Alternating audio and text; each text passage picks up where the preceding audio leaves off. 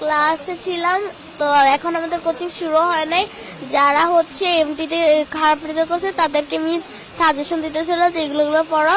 হঠাৎ করে একটা অনেক জোর বিকট শব্দ হয়েছে, মিস সবাই কান ধরে ফেলছে, মিস অনেক তাড়াতাড়ি করে কান ধরছে। পরে এবার মিস বলে যে কি হয়েছে, আমি তো ভাবছি যে আকাশ থেকে মনে হয় শিলা বা এরকম কিছু পড়ছে।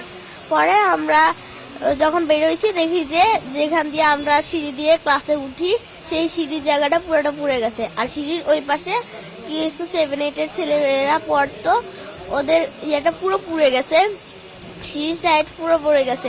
ওখানে অনেকে মানে গড়াগড়ি করতেছে, 7-8 ছেলেরা তো ভয় দৌড় দিতে গেছিল। আগুনের পরে অনেকে গা লাল হয়ে গেছে, অনেকের খুব জামা কাপড় পুড়ে গেছে, তারা মাটিতে শুয়ে শুয়ে গড়াগড়ি করতেছে।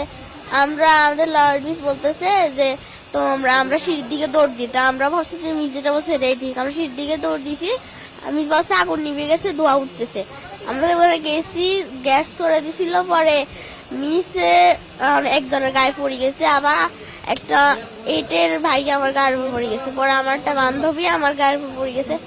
আমি অনেক কষ্ট ওখান থেকে উঠে আসছি। পরে বারান্দার যে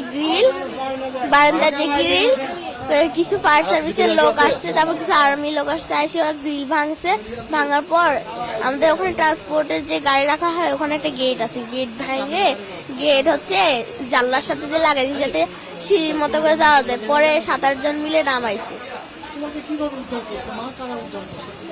কিছু আর্মি লোক মানে চারপাশে ছিল, আমাকে আস্তে আস্তে আস্তে করে নামাইছে। পরে যখন নামছি আমাকে দ্রুত করে নিয়ে কোলে করে নিয়ে গেছে, পরে রিক্সায় করে লুবানে নিয়ে আসছে। হ্যাঁ, আমি বাইজিৎকে দেখছি, আলবিরাকে দেখছি, মেহরিনকে দেখছি, তাসমিয়াকে দেখছি, আর তোরসার পুরো গা পুড়ে গেছে।